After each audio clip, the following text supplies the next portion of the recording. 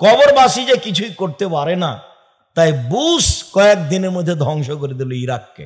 মানুষে বলল যে আব্দুল কাদের জেলানি কোথায় যাচ্ছে? আপনি কোথায় যাচ্ছেন আব্দুল কাদের জেলানি সাহেব? আল্লাহর বিচার ভুল হয়ে গেছে, সেই জন্য ঠিক করতে যাচ্ছে। আব্দুল কাদের জেলানি এইভাবেই মানুষ মুখে বলছে, কলমেও লিখছে, বক্তব্য দিচ্ছে।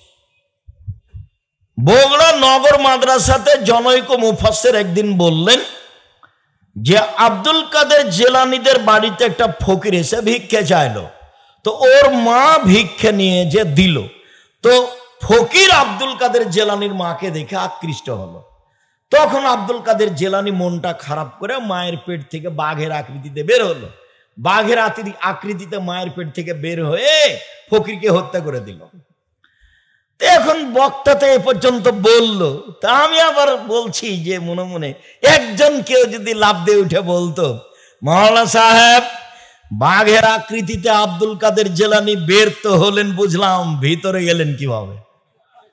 এখনো তো তার জন্মের সময় হয়নি। এখনকার অবস্থা নকল করেন তো। এইরকমই ধর্ম। বক্তাদের যখন আমি দেখি তখন আমার খুব আফসোস হয়। রাসূল সাল্লাল্লাহু আলাইহি সাল্লাম বলছেন, বাল্লিগু আন্নী ওয়া আলায়া, পৃথিবীর মানুষ আমার একটা কথা জানা থাকলে অন্যকে বলো। আর বললেন যে বানি ইসরায়েলের কাহিনী বলো, কোনো দোষ নেই, আলেম ওলামা তোমরা বলো।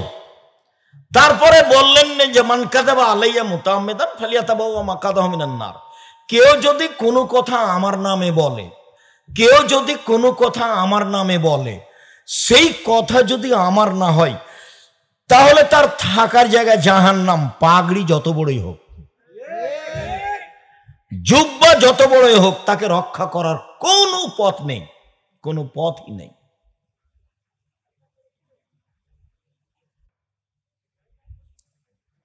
আগন্তুকের সাথে কোলাকুলি করতে হয়, তো ঈদের মাঠে গিয়ে কোলাকুলি করা বিদআত।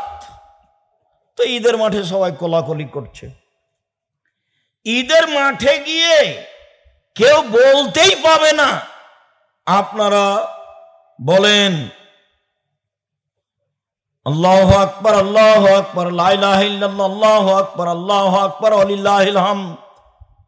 এই কথা কেউ বলার জন্য বলতে পাবে না। বক্তব্য দেওয়া তো বহুদূরের কথা। সলাতের আগে, নামাজের আগে কেউ মুখ খুলতে পাবে না। কথা বুঝতে পারেননি? তো বক্তব্য তো চলেই, যার যা মনে লাগে করে। ইমাম যিনি, তো ইমামের তো 5 পয়সা কেউ দাম দেয় না। একবার আমাকে নিয়ে যান, আপনার সভাপতি সেক্রেটারিকে দেখে ছেড়ে দেব।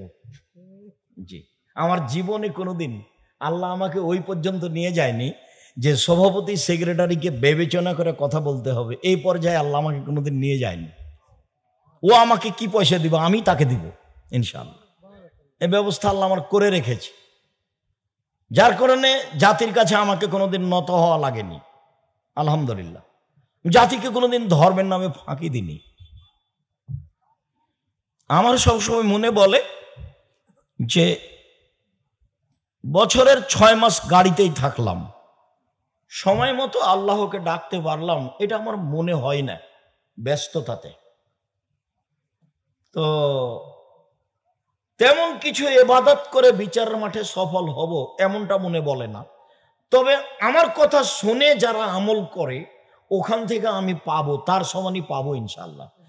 ও দিয়ে আমি বিচার মাঠে সফল হব বলে আমার অন্তরটা সবসময় দাবি করে। আমার জীবনের বলা কথা আমি ভুল করেছি, এইটা আমার অন্তর কোনো সময় বলে না। এবং কোনোদিন পরিস্থিতিতে বন্যায় আমি ভেসে যাইনি, পরিস্থিতি আমাকে ভাসিয়ে দিতে পারেনি, বন্যায় আমি ভেসে যাইনি। মানুষ হিসেবে যেটুকু বুঝি কোরআন হাদিস, তার ভিত্তিতে যেটুকু চূড়ান্ত সঠিক সেটুকুই বলার চেষ্টা করেছি।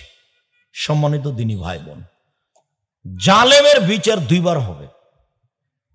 যারা এইভাবে জুলুম করেছে, করছে, ওদের বিচার হবেই, 2 বার বিচার হবে।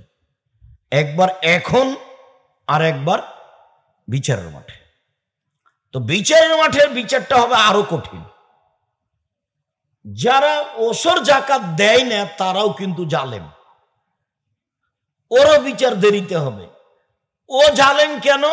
ও ফকিরের হক মেরে খেয়েছে। ওটা আল্লাহ বলছেন যে ওটা তার হক, অধিকার। তো আপনার জাকাতে হিসাব করে যদি ফকিরকে না দেন, তা আল্লাহ বলছেন যে আপনার কাছে ও পায় হক, অধিকার। তাহলে আপনি হকদারকে হক দিলেন না। একটা লোক জমি জায়গা দুই ছেলের নামে লিখে দিয়েছে, মেয়েকে দেয়নি, বা মেয়েকে লিখে দিয়েছে ছেলেকে দেয়নি, তো হক মারলো না? হক মারলো। তো এই লোকটা জাকাত দেয়নি, তো কার হক মারলো? ফকিরের হক মারলো, গরিবের হক মারলো। বিচারের মাঠে দুটাই সমান সমান। আল্লাহ বলছেন যে ওরও বিচার দেরিতে হবে, যে জাকাত দেয়নি তারও বিচার দেরিতে হবে। তো জাকাত দেয়নি তো ওর বিচার দেরিতে হবে কেন? যদি ওগুলো জিনিসগুলো যার জাকাত দেয়নি ওইগুলো টাকা পয়সা হয়, তাহলে ওকে লোহার লাঠি তৈরি করে জাহান্নামের আগুনে গরম করে কপালে আর পার্শ্বদেশে এবং পিঠে দাগ দেওয়া হবে। দিতেই থাকবে যতদিন বিচার হয়নি। আবার সেইগুলিকে সাপ তৈরি করে তার গলায় পেঁচিয়ে দেওয়া হবে, ও ছোবল মারতে থাকবে যতদিন বিচার হয়নি। আর সেইগুলি যদি গরু ছাগল হয়, সৌদি আরব গরু ছাগল উঁট হয়, তাহলে ওকে উঁটটা ফেলে দিবে, ওর ওপরে পা দিয়ে থেঁতলিয়ে চলে যাবে, আবার ঘুরে আসবে, আবার যাবে, আবার ঘুরে আসবে, আবার যাবে, যতদিন বিচার না হচ্ছে। বুঝাতে পারলাম না কথা? বিচার দেরিতে হবে মানে কি? এদের এইভাবে সময় কাটবে, কতদিন পরে বিচার হবে আল্লাহ ভালো জানে। ঢাকা শহরে, পাবনা শহরে এক জমি 10 বার বিক্রি হচ্ছে। ক্ষমতা আছে, বিক্রি করছে। একবার বাপ বিক্রি করেছে, একবার ছেলে বিক্রি করছে, একবার নাতি বিক্রি করছে। আমাদের পূর্বাচলের জামিয়া সালাফিয়ার অবস্থা একবারে ওরকমই, কতবার যে কিনা লাগছে এক জমি। তো এই জমি তাকে খনন করতে বলা হবে, তো ওটা আবার 7টা জমিন আছে। খনন করতে করতে যেদিন 7 জমিনের নিচে যাবে, সেদিন 7টা জমিন তার কাঁধে তুলে দেওয়া হবে, দিয়ে বলা হবে এখন ঘুরো। তো কতদিন লাগবে খনন করতে আল্লাহ ভালো জানে, কতদিন কাঁধে করে নিয়ে ঘুরবে আল্লাহ ভালো জানে। তারপরে বিচার কি হবে আল্লাহ ভালো জানে। বাহ্যিকভাবে দেখা যাচ্ছে যে বিচার ভালো হবে না, জাহান্নাম হবে। তাহলে এদেশের হাজতে থাকার মতোই হলো। 5 বছর হাজতে থাকার পরে আজকে তাকে শাস্তি ঘোষণা দিল যে 20 বছর জেল। তাই হচ্ছে না? 5 বছর হাজতে থাকার পরে আজকে বিচার রায় হলো যে 20 বছর জেল, আজীবন জেল। ওগুলোই মনে হয় মানুষ এই ধান্দা করেছে, এগুলোই মনে হয়। বিচার তো দুনিয়াতে হাতে হাতে করতে হবে। প্রথম যেটা মানুষকে জিজ্ঞাসা করা হবে সেটা সলাত। যদি উত্তর হয় ঠিক, তাহলে যতই ইবাদত করেছে সব টিকে যাবে।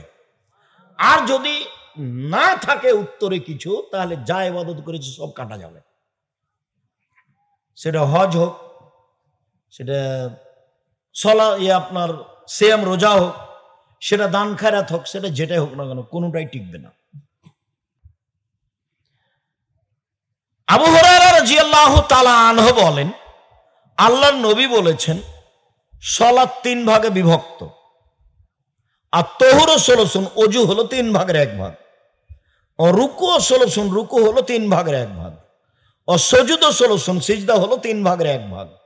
তাহলে আমরা ধরে নিই একটা কথার কথা, যে 2 রাকাত সালাত আদায় করলে 300 নেকি হবে। একটা কথার কথা, এটা কিন্তু ফাইনাল কথা নয়, একটা কথার কথা। তো অজু ভালো হয়নি, তাহলে কত কাটা গেল? 100 কাটা গেল। রুকু ভালো হয়নি, তাহলে আর 100 কাটা গেল। সিজদা ভালো হয়নি, তাহলে আর 100 কাটা গেল। এখন সালাত আদায় করলো বটে, কিন্তু এক নেকিও হবে না। আর এরকম একাধিক প্রমাণ রয়েছে বুখারী মুসলিমে, যার সালাতে এক নেকিও পায়নি। আল্লাহ রাসূল বললেন, সাল্লে ফাইন্না কালাম তো সাল্লে, তুমি সালাত আদায় করো, তুমি করনি কেন? আল্লাহ রাসূল বলবেন, হ্যাঁ করেছো, তবে ভালোভাবে করনি, এভাবে বলবেন, কিন্তু তা তো তিনি বললেন না। বললেন যে তুমি সালাত আদায় করো, তুমি করনি। এটা কি বুঝায়? এক, অজু ভালো করে করতে হবে। তো আমি যেহেতু ওইদিকে যাব না, কাজে আমি এখানে একটা কথা বলে রাখি আপনাকে। একদা আল্লাহ আমাদের নবীকে বলছেন, মোহাম্মদ, আল্লাহ আমাদের নবীকে ডাকলে মোহাম্মদ বলে ডাকতেন, আর জিবরাইল আমাদের নবীকে ডাকলে মোহাম্মদ বলে ডাকতেন, আর সাহাবীগণ আমাদের নবীকে ডাকলে আল্লাহ রসুল। আল্লাহ রসুল যাবেন, আল্লাহ রসুল খাবেন, আল্লাহ রসুল এটা আপনি দিবেন, এইভাবে কথা বলতেন। আর ভারত, বাংলাদেশ, পাকিস্তানের লোক বলছেন হাজরাত পাক, হাজরাত পাক, হুজুর, হুজুরে পাক সাল্লাল্লাহু আলাইহি ওয়াসাল্লাম, হুজুরে পাক। এগুলি একটা ভাষা জায়েজ নাই, সব বিদাতীদের। বলতে হবে আল্লাহ রাসূল বলেছেন, আল্লাহ রাসূল দিয়েছেন, আল্লাহ রাসূল খেয়েছেন, আল্লাহ রাসূল করেছেন, এভাবে বলতে হবে। তো আল্লাহ বলছেন, মুহাম্মদ হাল তাদরি ফিমা ইয়াকতাসিমুল মালাউল আলা, মহাদ আপনি বলতে পারেন উপরে কি নিয়ে হইচই হচ্ছে? কারণ না, হ্যাঁ আমি তো বলতে পারি। বলেন তো কি নিয়ে? ফিল কাফারাত, ওপরে হইচই হচ্ছে মানুষের পাপ মিটে যাবে কি নিয়ে? এটা পাপ মিটে যাবে কিসে? এটা নিয়ে কথা হচ্ছে ফেরেশতাদের মাঝে। তো পাপ মিটে যাবে কিভাবে? এক, আল মাকসু বাদা সালাওয়াত ফিল মাসাজিদ, সালাতের পরে মসজিদে বসে তাসবিহ তাহলিল করলে পাপ মিটে যাবে, মান বেড়ে যাবে, পাপ মিটে যাবে, মান বেড়ে যাবে। আপনারা তো পরে যান জুমার সালাতে, আর সালাম ফিরার সাথে সাথে লাফ দিয়ে উঠে যান, মনে হচ্ছে যে পোকা কামড়ালছে, পিঁপড়া কামড়ালছে, একটু দেরি করেন। তো সালাতের পরে যারা বসে বসে তাসবিহ তাহলিল করে ওদের পাপ মিটে যাবে, মান বেড়ে যাবে। এক, দুই, পায়ে হেঁটে যে মসজিদে যায় তার পাপ মিটে যাবে, মান বেড়ে যাবে। তিন, কেউ যদি সুন্দর করে ওযু করে তাহলে তার পাপ মিটে যাবে, মান বেড়ে যাবে। তো এইখানে আমাদের তিনটে কথা ছিল। এক, ওযু, দুই, রুকু, তিন, সিজদা। তো এখন এখানে একটু বলে নি, সেটা হলো এই যে সুন্দর করে যদি ওযু করে তাহলে পাপ মিটে যাবে, মান বেড়ে যাবে। আব্দুর রাজ্জাক সাহেব একটু বলবেন কি সুন্দর ওযু কি? হ্যাঁ বলি, প্রত্যেক অঙ্গকে ভালো করে ধরলাম, সুন্দর ওযু। সেটা কি? একবার কবজি পর্যন্ত ধুইতে যদি 10 বার পানি লাগে লাগুক, যখন সম্পূর্ণ ভিজে গেছে তখন একবার ধোয়া, ধোয়া জায়গায় পানি দিয়ে ধরলাম, দ্বিতীয়বার ধোয়া, ধোয়া জায়গায় পানি দিয়ে ধরলাম, তৃতীয়বার ধোয়া, 3 বার পানি দিয়ে ধোয়া। এই কথাটা বুঝতে ভুল হয়ে আছে। 3 বার পানি দেওয়া নয়, একবার কবজি পর্যন্ত সম্পূর্ণ ভিজাতে যদি 10 বার পানি লাগে দেন, সম্পূর্ণ ভিজালে হলো একবার ধোয়া, ভিজা জায়গায় পানি দিয়ে ভিজানো হলে 2 বার ধোয়া। বারবার ধাক্কা খাচ্ছে, ওই কথাটা একটু বলে রাখি। ওযু করেছেন, এটা তো ভারত, বাংলাদেশ, পাকিস্তান, বাংলাদেশ একটা অংশ। মহিলারা বলছে যে বুবু খবরদার, বাচ্চাকে দুধ খাওয়ালে ওযু ভেঙে যাবে বুবু, নখ কাটলে ওযু ভেঙে যাবে বুবু, কুকুরে যদি ছিঁড়ে নেয় তাহলে ওযু ভেঙে যাবে বুবু, আর যদি শাড়ি পরে নামাজ পড়ো বুবু, লেঙ্গট না পড়ো তাহলে লজ্জাস্থানের যোগাযোগ বুবু মাটির সাথে হবে, মাটি অভিশাপ করবে, ওযুও যাবে, সালাতও যাবে, ধ্বংস হয়ে যাবা বুবু, ধর্ম পাগল হয়ে গেছে বুবু, ধর্ম চাঁপাই নবাবগঞ্জে পাগল হয়ে এসেছে সৌদি আরব থেকে। একবারে মিথ্যা কথা, অহেতুক মিথ্যা কথা। হাঁটুর ওপরে কাপড় উঠলে ওযু নষ্ট হয়ে যায়? জি না। ঘেরা গোসলখানাতে গোসল করছেন, পরনে কাপড় নেই, প্রথমে ওযু করেছেন, সে ওযু দিয়ে সালাত আদায় চলবে। কালকের বক্তব্যে এক জায়গাতে বললাম না, মনে থাকার কথা আপনার, যে একটা হাদিসে বলা হলো যে পুরুষ অঙ্গ স্ত্রী অঙ্গ স্পর্শ করলে অজু ভেঙে যাবে, আর একটা হাদিসে বলা হলো পুরুষ অঙ্গ স্ত্রী অঙ্গ স্পর্শ করলে অজু ভাঙবে না, এটাই শরীরের অংশ। তাহলে মুখামুখি দুইটা হাদিস হয়ে গেল, কি জবাব হবে?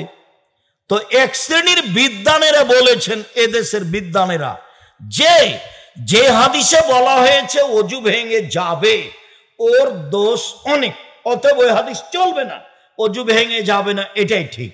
আর এক শ্রেণীর বিদ্বান বলেছেন, আরে না না, যদি অন্তরালে পুরুষ অঙ্গ স্ত্রী অঙ্গে হাত লাগে কাপড়ের উপর থেকে, তাহলে অজু ভাঙবে না, আর কাপড়ের ভিতর থেকে যদি হাত লাগে তাহলে অজু ভেঙে যাবে, এক শ্রেণীর বিদ্বান বলেছে। তা আমরা আলোচনায় বলেছি যে এইগুলো কথা একটাও ঠিক নয়, দুটাই হাদিস স্থানে ঠিক। উত্তেজনায় উত্তেজিত হয়ে যদি পুরুষ অঙ্গ বা স্ত্রী অঙ্গ স্পর্শ করে তাহলে অজু ভেঙে যাবে, অন্যথায় অজু ভাঙবে না। ঘিরা গোসলখানায় খালি গায়ে গোসল করছেন, শরীর হাত ভালো করে কচলিয়ে ডোলে ধৌত করে গোসল করছেন, তো হাত তো যাবে, এটাই স্বাভাবিক, তখন অজু ভেঙে যাবে এমন তো কথা আল্লাহর নবী বলেননি। ওই ফরজ গোসলের অজু দিয়েই আল্লাহর নবী সালাত আদায় করেছেন, তার তো প্রমাণ আছে। তাহলে তো ফরজ গোসলের পূর্বে যে অজু করেছিল, গোসল করতে গিয়ে যদি অজু ভেঙে গিয়ে থাকে, তাহলে তো সেই গোসল করার পরে সেই অজুতে আর সালাত হবে না, অথচ পরে আর কোনো প্রমাণ নাই তার অজু করার, মানে ওই অজু বহাল আছে। বলছিলাম সম্মানিত দিনী ভাই বোন, সুন্দর অজু, 2 ভালো রুকু, 3 ভালো সিজদা, মানে দেরি করে উঠা। যতক্ষণ পর্যন্ত আপনি রুকু থেকে উঠে একবারে সোজা না দাঁড়িয়েছেন ততক্ষণ পর্যন্ত আর সিজদায় যাবেন না। হায়াস্তাবিয়া কায়মান, একবারে সোজা দাঁড়িয়ে থাকতে হবে, সব অঙ্গ প্রত্যঙ্গ স্ব স্থানে যেতে হবে। সিজদা থেকে উঠে আপনি বসে থাকবেন একবারে, তারপরে যাবেন। সাহাবীগণ বলছেন যে আচ্ছা, আল্লাহর নবী একবার সিজদা করে আর যাচ্ছেন না কেন? তাহলে কি ভুল হয়ে গেল নাকি? উনি কি মনে করছেন যে আর একটা সিজদা করেই ফেলেছে, আর সিজদা নেই?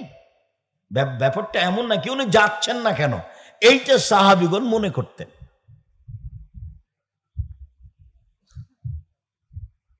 সুন্দর করে অজু করলো, যে রুকু করলো, সিজদা করলো, কবেলাত সলাত হোক, তাহলে তার সলাত কবুল করা হবে। অকবেলা সায়রা আমালিহি, সব ইবাদত কবুল হবে। ওয়াইন রুদ্দাত আলাইহি সলাতুহু, যদি তার সলাত তার উপরে প্রত্যাখ্যান করা হয়, যদি সলাত কবুল না করা হয়, রুদ্দা আলাইহি সায়রা আমালিহি, তাহলে সব আমল বাতিল, কোনো আমল গ্রহণ হবে না। আজকের আলোচনায় যেহেতু আপনাদের কথা ছিল আসরের পর থেকে উপস্থিত থাকবেন, তো ক্লান্তি আপনাদের হয়েছে মর্মে আমরা আলোচনা লম্বা না করে আমরা বাস্তবে চলে যাই। রাসূল সাল্লাল্লাহু আলাইহি সাল্লাম বললেন, সাল্লু কামা রাআইতুমুনি উসাল্লি, পৃথিবীর মানুষ তোমরা সালাত আদায় করো যেভাবে আমাকে সালাত আদায় করতে দেখছো। তাহলে এখন কি আমরা আল্লাহ নবীকে দেখতে পাচ্ছি? তো এই বাক্য কি দিয়ে বিচার করবেন? হাদিস। তো সব হাদিস তো সঠিক নয়, তাহলে এখন সব প্রায় মসজিদে ফাজাইলে আমল আছে, ওখানে সালাত শিক্ষা আছে, কি করবেন?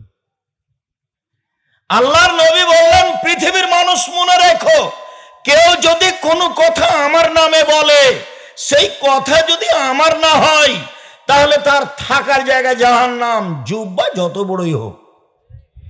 মুকসিদুল মুমিন বইয়ের ভূমিকাতে লেখা আছে, 1 ওয়াক্ত সালাত কাজা করলে 80 হোক বা জাহান্নামে থাকতে হবে, হাদিসে আছে, কেউ জানে না কোথায় আছে,